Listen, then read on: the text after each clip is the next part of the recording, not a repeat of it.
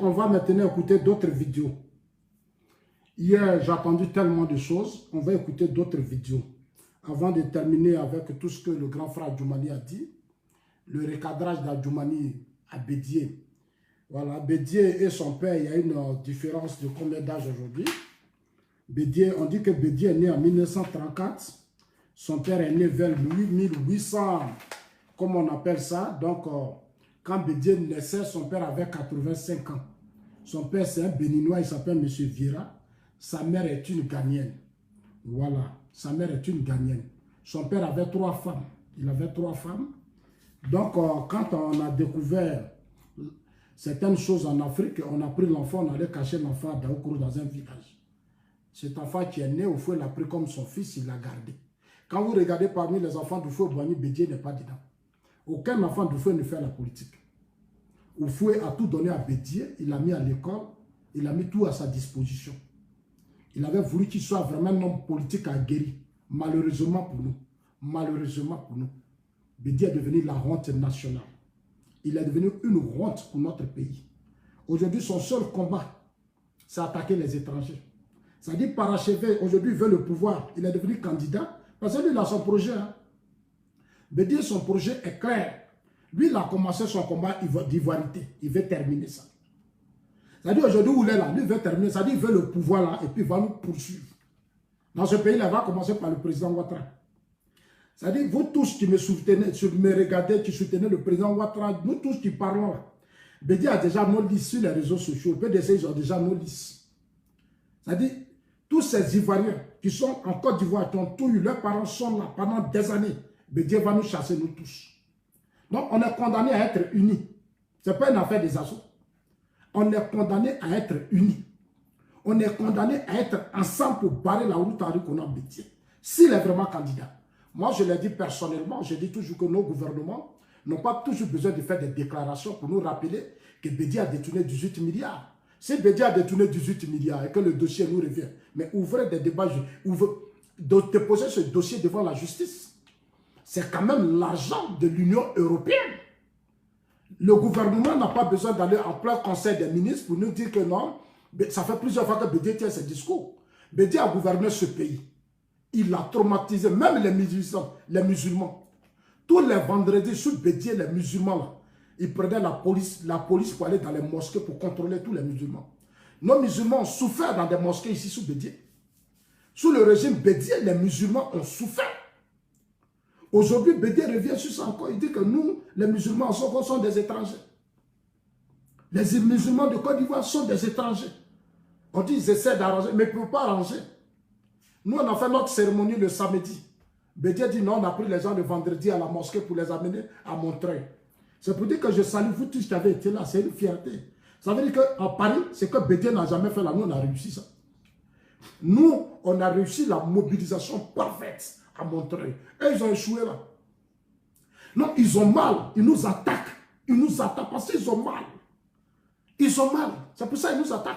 Parce qu'ils savent que nous là, c'est-à-dire nous on est passé à l'offense. C'est-à-dire nous là, on n'est plus sur la défensive. Hein. Nous on est au pouvoir. Nous on est fort, on est puissant. Nous on a les arguments. Donc c'est eux qui vont courir derrière nous. Ce n'est pas à nous de courir derrière eux. C'est pour ça qu'on doit créer les moyens pour qu'on soit encore plus efficace.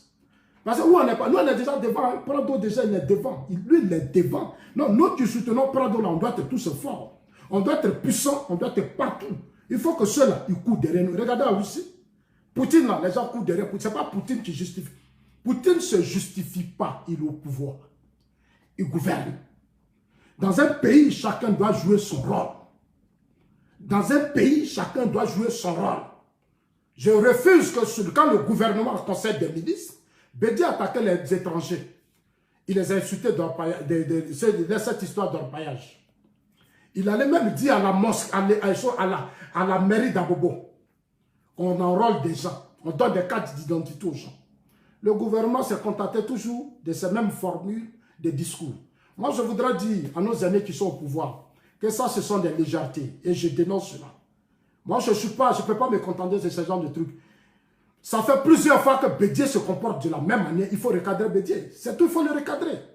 S'il y a des dossiers qui sont là, alors qu'il traîne ça, il l'a fait pour Akossi Benjo. Bédié a demandé à son frère Ngoran, qui est inspecteur, d'aller faire des choses, des audits sur la gestion d'Akossi Benjo à la mairie de Bade. Des choses. Son frère a fait les dossiers, vous l'avez eu, Akossi Benjo, aujourd'hui a fui. Non, il faut qu'on arrive à fermer la bouche des bêtiers. Voilà, il faut qu'on prenne nos responsabilités. C'est un pays, c'est la vie d'un peuple, d'une nation. On ne peut pas laisser n'importe qui faire n'importe quoi. À chaque fois, les étrangers, mais quel est le projet de Bédié? Le projet de Bédié prépare 2020, lui cherche un affrontement. Il cherche un affrontement parce qu'il veut que, même s'il n'a pas gagné, il faut qu'on s'asseye pour former un gouvernement d'union. Voilà l'esprit que les années préparent. Créer un désordre pour que demain, la communauté internationale, tout le monde va venir s'asseoir pour dire, bon, asseyons-nous, former un gouvernement d'union. Voilà l'esprit que les gens préparent. Soros sait, Bédié sait, ils savent qu'ils ne peuvent pas gagner. Donc, mais c'est un esprit prépare.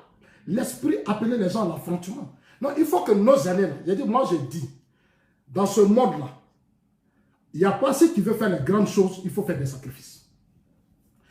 Quand on dit omelette, là, on connaît que œuf là, c'est fragile. Mais quand on veut manger omelette, là, par matin, notre petit déjeuner, œuf là, on casse. On casse, non? Mais pourquoi on casse œuf là? Œuf là aussi est fragile. Alors, chers amis, donc on continue. Je vais vous faire écouter une vidéo avant de terminer le grand frère Djoumani.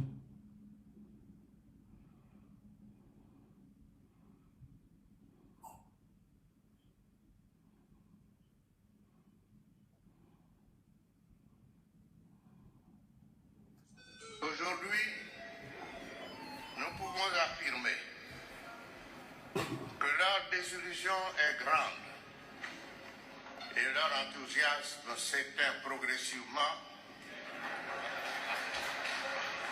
à chacune de leurs timides sorties où ils ne cessent de convoyer de vrais faux militants pour espérer tromper l'opinion tant nationale qu'internationale, comme ce fut le cas récemment à Paris et à Saint-Franc.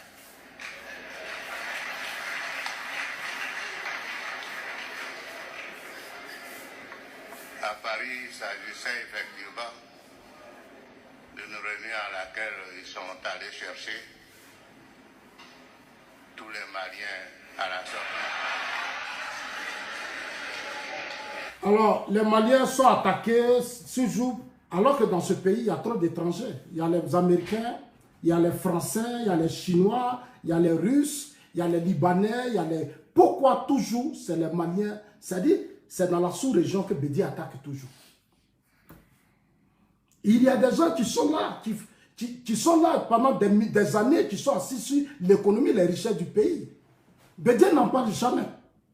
Son seul combat là, c'est les Maliens, c'est les Burkinabés, c'est les Maliens, c'est les Burkinabés, c'est les Guinéens. Voilà le combat de Bédié. Voilà son seul combat. Mais pourquoi Bédié le fait? Pourquoi Bédié insiste sur ça? Parce qu'il sait que le taux, c'est-à-dire nos parents, majoritairement, les gens ne sont pas, c'est-à-dire dans nos villages Bété, Atié, les quoi, les Agnès, Koyaka, tout ça, nos parents ne sont pas trop, ils ne sont pas, c'est-à-dire le taux d'analphabétisme est élevé. Dans nos villages baoulés, là, moi je vois des baoulés aujourd'hui sur les réseaux sociaux. Certains baoulés, hein, la plupart, 70%. Quand tu parles là, pour eux, le PDC, c'est leur royauté. C'est-à-dire, à part les Akans, c'est-à-dire, eux, les baoulés là, si ce n'est pas eux là, personne d'autre ne doit gouverner la Côte d'Ivoire. Quand tu leur parles, ils sont énervés. C'est-à-dire, la Côte d'Ivoire, là, c'est pour eux. La Côte d'Ivoire doit être pour eux. La Côte d'Ivoire n'est pas pour vous. La Côte d'Ivoire, c'est pour nous tous. Allez-y, leur dire ça. Donc, chers amis, vous allez écouter la riposte de mon frère Ben. C'est des vidéos que j'ai sélectionnées. J'ai sélectionné.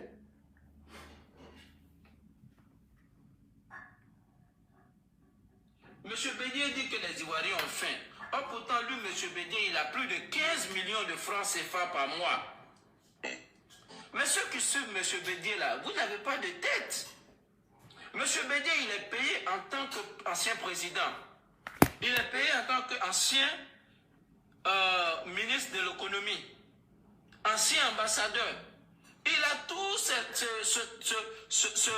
ce pactole-là, chaque fin du mois. Et il dit que vous avez faim. C'est que vous êtes des idiots, vous qui suivez M. Bédié. Même chose pour M. Guillaume Soro. Il est payé en tant qu'ancien premier ministre, en tant qu'ancien président de l'Assemblée nationale, ancien, tout ça là, il est payé, il a l'argent pour ça. Plus de 10 millions de francs CFA par mois. Mais c'est lui, vous n'avez même pas 100 000 francs par mois. Et M. Guillaume Soro se moque de vous, M. Bédié se moque de vous. M. Guillaume Soro, quand il était président de l'Assemblée nationale, avec ses amis au-dessus, aujourd'hui, qui sont en train de dire du n'importe quoi, pourquoi vous n'avez pas proposé une loi, ou voté une loi, pour que le salaire minimum en Côte d'Ivoire soit 200 000 francs? Mais vous avez proposé une loi pour augmenter vos salaires, le salaire des députés. Mais Ivoiriens, réveillez-vous. Réveillez-vous. Bédié traite les gens d'étrangers. Pourtant, lui, il a la nationalité française. Sa fille a la nationalité française. Elle voyage avec un passeport français. Pas plus tard qu'avant-hier, quand on a refusé un passeport diplomatique à sa fille, elle a voyagé avec un passeport français. Mais les frères, réveillez-vous. Réveillez-vous. Réveillez-vous. Bédié a été président. Qu'est-ce qu'il a fait pour vous? Quand on dit aujourd'hui que Bédié, il n'a pas pu terminer son mandat et que voilà pourquoi il n'a pas pu faire quelque chose. Bédié a été président, fait près de 7 ans comme président. Et de quoi vous parlez? À la veille de la fin comme on appelle, je ne sais même pas. Réveillez-vous un peu. Lui, tu parles, il s'appelle Ben, il est aux États-Unis, il vit aux États-Unis. Ça fait des années qu'il vit aux États-Unis. Il parle comme un Américain. Parce que là-bas, c'est des pays développés. Les jeunes, là, que tu aies travaillé ou tu n'es pas travaillé, eux, là, on t'a déjà voté. Là-bas, là, c'est chez nous, là. On dit, non, on n'a pas fait ça à Bédié. Ils s'en foutent ici. On t'a donné le pouvoir, là. Tu as échoué, tu as échoué. Chez les Blancs, là, ils ne justifient pas. Tu as échoué, tu as échoué. Parce que ça fait, les Américains, c'est plus de 200 millions d'habitants. On va te donner un pays, tu n'as rien fait. Et puis on va venir s'asseoir, on va dire non, c'est à cause de ça, c'est à cause de ça. Non, ça ne marche pas. Chez les Blancs, ça ne marche pas. Ça, c'est des trucs que les Africains doivent corriger. Parce que si chacun, si on justifie ce que Bédié dit, ça veut dire que moi aussi, quand je serai président, je vais faire les mêmes bêtises. Et puis il va dire non, c'est à cause de Bédié, je n'avais rien fait. L'autre va venir, il va dire non, c'est à cause de Soros, je n'avais rien fait. L'autre va venir, il va dire non, c'est à cause de Gbagbo, je n'avais rien fait. Mais on ne peut pas construire un pays avec ces mentalités, avec ce genre de raisonnements bidons, des raisonnements irresponsables. On ne peut pas. Lui vit aux États-Unis. Ça dit, tu veux la Côte d'Ivoire, c'est la plus belle femme. Tu dis, tu veux la plus belle femme, on t'a donné la femme. Mais occupe-toi d'elle. La Côte d'Ivoire, c'est la plus belle femme. Occupe-toi d'elle, on te l'a donnée. Tu voulais la Côte d'Ivoire. On t'a donné la Côte d'Ivoire. Tu n'as pas besoin aujourd'hui d'accuser tes voisins.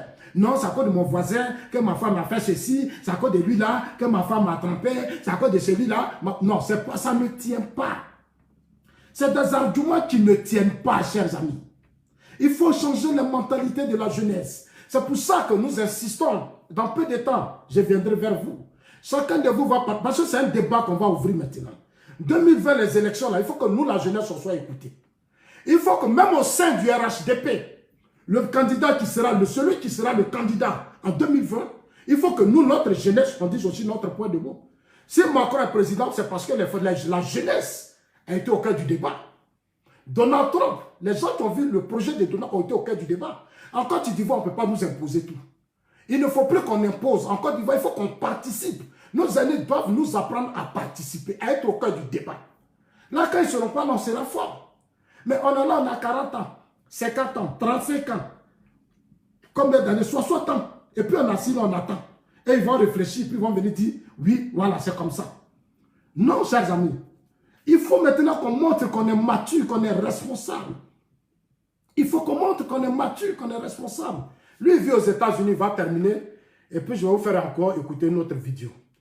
Parce qu'aujourd'hui, on ne dit plus. Guillaume Soro, il était président de l'Assemblée nationale. Il chantait les lois des responsables du RIDP. Il avait tout. Il avait les privilèges. Il faisait ce qu'il voulait. Dès qu'on a chassé monsieur, il trouve que non, les Ivoiriens vivent mal. Guillaume Soro, ça fait près de 10 ans que tu es dans la vie politique des Ivoiriens. Qu'est-ce que tu as proposé ou qu'est-ce que tu as fait pour que les Ivoiriens puissent bien vivre? Aujourd'hui, moi, je peux dire que le docteur Alassane Ouattara est le meilleur. parce qu'il travaille pour le bien-être de la Côte d'Ivoire. Il construit des hôpitaux, des écoles. Il travaille sur il fait en sorte que le quotidien des Ivoiriens change. Il a travaillé, il a proposé, il a fait voter une loi pour que le salaire minimum puisse changer. De 30 000 francs, nous sommes allés à près de 60 et quelques mille. C'est de ça qu'il s'agit. Quand on est au pouvoir, on occupe des têtes. Quand on est à l'Assemblée nationale, on fait voter des lois. Ici en Europe, là, quand on dit le président de l'Assemblée nationale a laissé, c'est-à-dire ils ont fait voter des lois qui ont changé les conditions de vie de la population, de la jeunesse. Quand on a été à des postes importants, le combat qu'on doit mener, c'est changer le quotidien de ceux qui nous entourent. Pendant des années, les gens sont restés à l'Assemblée nationale.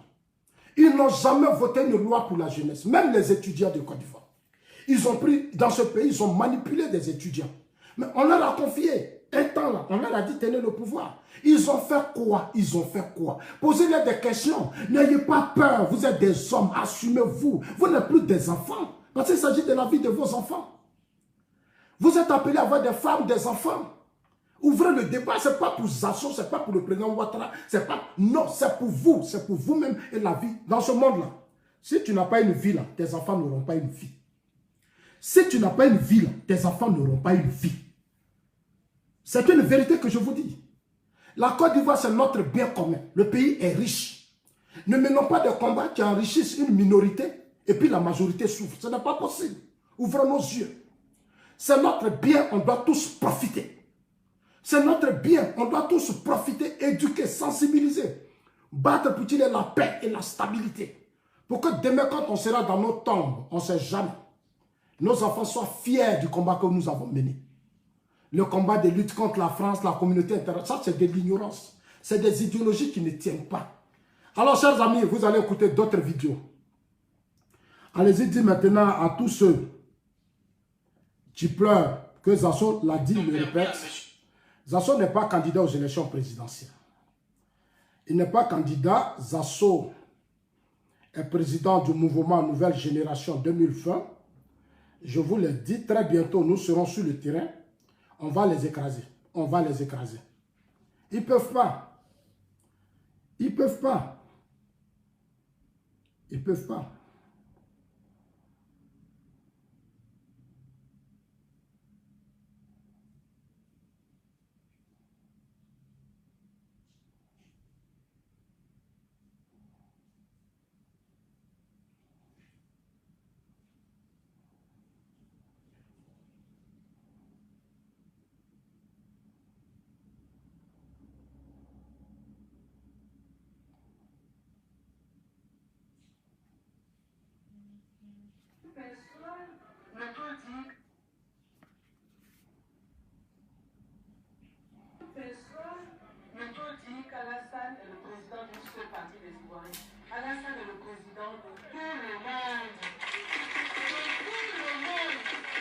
Donc, M. Ouattara prend le pays en 2011 dans une situation où la Côte d'Ivoire était au bord du gouffre. Nous étions à une décroissance économique de près de 7%. Vous voyez? Donc, je pense que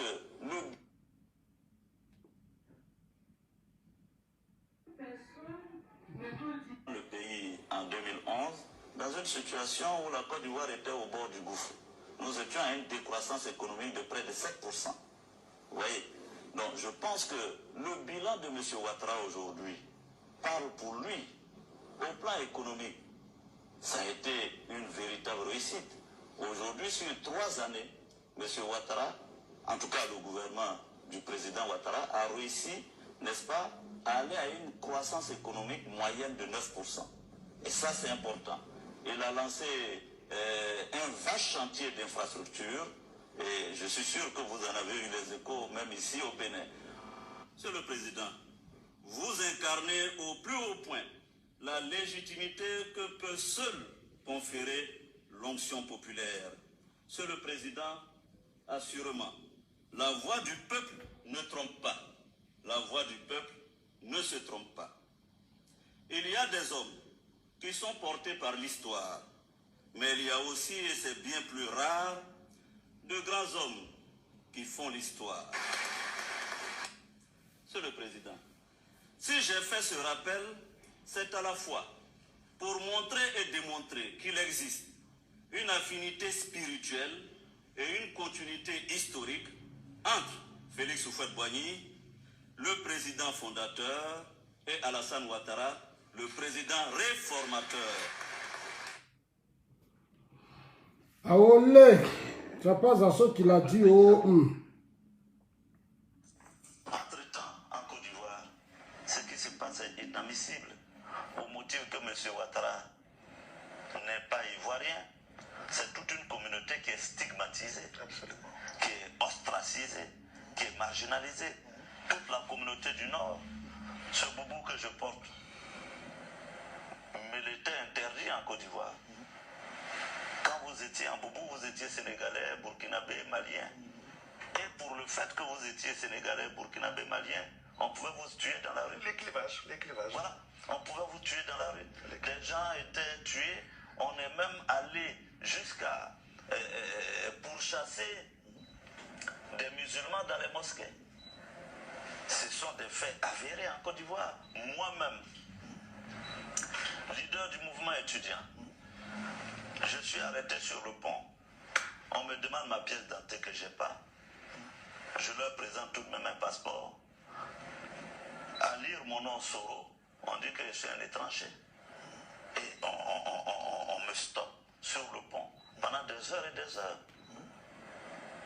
Imaginez le sort de tous ces citoyens lambda à l'époque.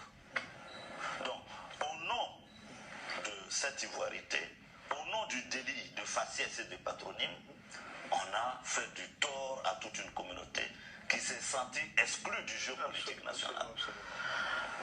Dès lors, la révolte ne pouvait qu'être évidente pour un bon lecteur et analyste politique. Mais là, entre-temps, Aolé. Aolé. Chers amis, la vidéo aujourd'hui ne va pas durer. Voilà, on a déjà presque fini. On a déjà presque fini. Il reste une autre vidéo.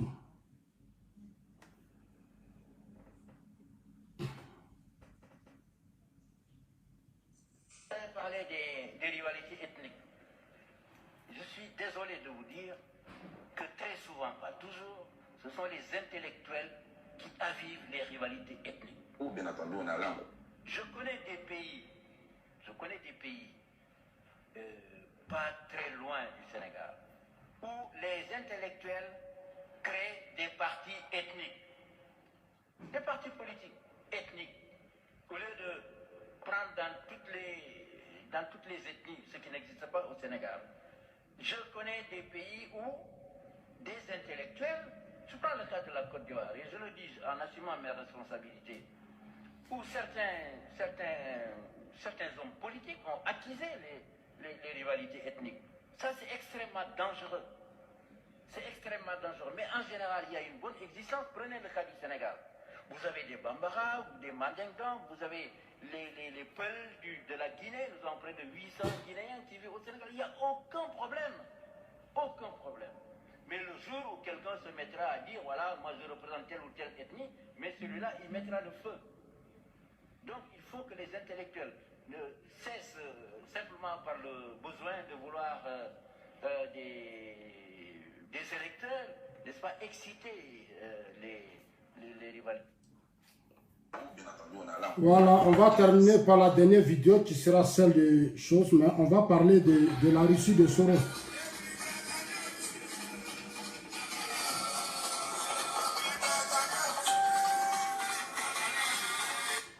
Ça, c'est quand Soros était en exil. Soros était parti en Russie en exil. Parce que souvent, les gens, ils se comportent comme si ils n'ont pas été, à un certain moment donné, avec Soros. Ils n'étaient pas Abidjan avec le pouvoir d'Abidjan. Ils étaient neutres, ils étaient ceci. Moi, Zasso, là, je dis, vous, là, vous avez votre candidat. Moi, j'attends que le président Ouattara... Nous, on n'a pas encore de candidat. Hein. Nous, on sait que pour le moment, on accompagne le président. C'est le président qui va venir nous dire ici, Zasso, je suis candidat. S'il dit les candidats, je lance la machine. Maintenant, le président va s'asseoir, le RHDP va s'asseoir. Nous, on est pressés. Pourquoi au sein du RHDP déjà, on nous présente notre candidat? Nous, moi, nous, on n'a pas. Mais nous, on n'a pas encore candidat, mais c'est nous, Zasso vous attaquez. Zasso n'est pas candidat. Moi, j'étais en exil ici quand vous êtes allés en Europe. Vous là, vous êtes tous allés à Abidjan. C'est-à-dire, tous ceux qui, aujourd'hui, qui insultent, qui crient, ils étaient tous à Abidjan. Nombreux d'entre eux, je vous dis, je fais une révélation. Par hier, j'ai des gens qui m'envoient, non, Peter 00 fait vidéo. Peter 00, il était sous le régime Babou. Il était militaire. Je ne veux pas trop parler de lui, mais parce que ce n'est pas un intellectuel. Il est un peu malheureux. C'est un gars malheureux. Quelqu'un qui allait à Abidjan, qui a escroqué Touré Mamadou. Il a tout escroqué le ministre Touré. C'est Touré qui l'a fait rentrer à Abidjan. Il sait combien Touré lui donnait par mois. Il était bien payé. Quand il arrive à Abidjan, il a l'hôtel, il a la voiture, il a tout, on mettait ça à sa disposition. Non, ne m'envoyez pas ce genre de vidéos. Moi j'ai une autre préoccupation. Si les gens font des vidéos sur Zasso, c'est parce que Zasso est important. Vous deviez comprendre que ça fait mal. Quand Zasso parle là, ça fait mal.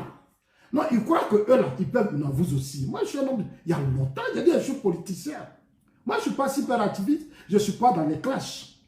Mais pour ceux qui. Je vais juste vous dire que à partir d'aujourd'hui, passons à autre chose. J'ai dit, notre priorité, c'est que le président a travaillé. Nous là, on doit. Ça dit ce que le président a fait là. Nous, on doit protéger ça. Les comédiens, les petits plaisantins, les gens qui vivent aux dépens des gens là, laissez-les comme ça. Et moi, on n'est pas la même chose. Eux, ils cherchent papier. Eux, là, ils se cherchent. Moi, ils ne me cherchent pas. Moi, ils ne me cherchent pas. Eux, ils cherchent papier, ils se cherchent. Moi, ils ne me cherchent pas. Voilà. Et puis, quand j'étais à Abidjan, c'est des gens qui me respectaient. C'est parce qu'on s'est tous retrouvés en exil que les gens parlent. Sinon, ceux-là, ils pouvaient parler devant Angloba. Ceux-là, ils pouvaient parler devant Angloba. Ils avaient un respect pour moi. Est-ce que vous comprenez? Aujourd'hui, ils s'accrochent tous à Soro parce qu'ils veulent vivre. Tantôt, ils s'en vont le ministre Touré, aide-moi. Quand on les aide, on les fait rentrer à Abidjan, ils disent, on leur donne les moyens. Quand l'argent ne suffit plus, ils changent en même temps de position. Moi, je ne suis pas comme ça. Hein. Moi, ma vie politique, je vous explique ça toujours. Moi, j'ai été confronté à des grandes réalités. Quand on dit quelqu'un, homme politique dans ce pays, qui a été agressé, humilié, traité, c'est moi, ça. Mais je suis serein. Donc, écoutez ça un peu et puis libérez-vous, on va avancer. Hein? Moi-même, c'est vous là, c'est vous qui me fatiguez. C'est vous qui me fatiguez. On est dans un combat, vous me ramenez des vidéos. Mais j'assume ce que j'ai dit dans mon passé, ce que j'ai dit, j'ai réuni mes passés. Babou a parlé, Bédi a parlé, Soro a parlé, le président Ouattara, tout le monde a parlé. Bédi a continué de parler. Ce qui doit être important, comment on fait pour que là où on est là, on protège ce pays en 2020. C'est ça qui est la priorité. Si Zasso est candidat, alors vous pouvez m'envoyer des vidéos pour dire à Zasso, on dit que tu es candidat aux élections présidentielles parce qu'en Europe ici, quand tu es candidat, on réveille tes vieux dossiers. Mais moi, je ne suis pas candidat, Johnny Pachoko n'est pas candidat, Gouza n'est pas candidate. C'est eux qui ont candidat, donc c'est eux qui ont problème. C'est eux qui ont problème, c'est eux qui doivent se justifier. Soro vous paye l'argent, mais vous n'arrivez même pas à défendre Soro. Chaque jour, vos vidéos, oh, on va rentrer dans la classe. Ils ont leur mot là, comment ils appellent ça même? Ouais, on va comment ils ont des mots façon là. C'est-à-dire, eux là, ils créent toujours, on dit le monsieur vous paye de l'argent. Soro vous paye, vous habille. Des gens qui étaient sales en Europe ici là, Soro vous habille. Des sous-là là, Soro s'occupe de vous, vous habille. Non, venez nous convaincre, nous là, c'est à vous de nous convaincre, trouver des arguments. Soro lui veut être président, donc il investit dans vous. Non, c'est à vous de trouver les arguments pour convaincre les gens à soutenir Soro, mais vous n'arrivez pas. Si ce n'est pas Zasso, c'est Gouza, c'est Johnny Pachoko, c'est ceci. Mais ça veut dire que Soro lui-même là, ça veut dire vous et Soro, vous vous ressemblez. Ça veut dire vous et puis votre Soro là, vous vous ressemblez. Vous êtes trop petit. Vous êtes trop petit. Allez-y là, dit que Zasso dit, vous êtes trop petit. Soro même, il ne peut pas faire débat avec moi. Soro là, il ne peut pas faire débat avec moi. Je suis son opposition. Je vous ai dit dans le temps, quand le jour Soro se trompe, il dit les candidats, moi je suis opposant. C'est pour ça que le mouvement Nouvelle Génération, nous on est déjà préparé, nous on est serein. Je voudrais saluer mon frère Ezen. Voilà, nous on est préparé. Hein? On est préparé, on viendra vers vous. Et puis on va lancer la machine. J'irai au Sénégal, au Gabon, ou dans les pays où nous on va aller là-bas, on va aller parler sur les chaînes de télévision. On va rentrer à Abidjan, on va faire un excellent travail. 2020, il n'y aura pas de mort. Quand Zasso fait des vidéos, les gens tremblent. Mais je suis politicien, je suis assis et je suis tranquille. Vous êtes venu ici faire les croche-parties. Pourquoi vous faites les croche-parties? Quand on est candidat aux élections présidentielles, la première des choses, il faut d'abord s'adresser au peuple. Votre candidat devait proclamer sa candidature depuis Bouaké, parce que c'est Bouaké qui l'a détruit. Il doit maintenant rassurer la population de Bouaké pour dire le nord ou à l'ouest, il peut aller à moi même. Moi, j'aurais voulu voir Soro déclarer sa candidature depuis moi. Parce qu'il a détruit moi. C'est lui qui était le ministre de la Défense. C'est lui qui était le premier ministre de Gbagbo. C'est lui qui a fait la guerre. C'est lui qui a fait la guerre. C'est lui qui avait le pays en main. Gbagbo a laissé pays. Soro dit Gbagbo a tué. C'est pour ça que Gbagbo a laissé pays. Lui, le ministre de la Défense de Gbagbo, vous justifiez ses crimes. Vous justifiez. Et c'est les pro Gbagbo même souvent qui m'étonnent. C'est-à-dire,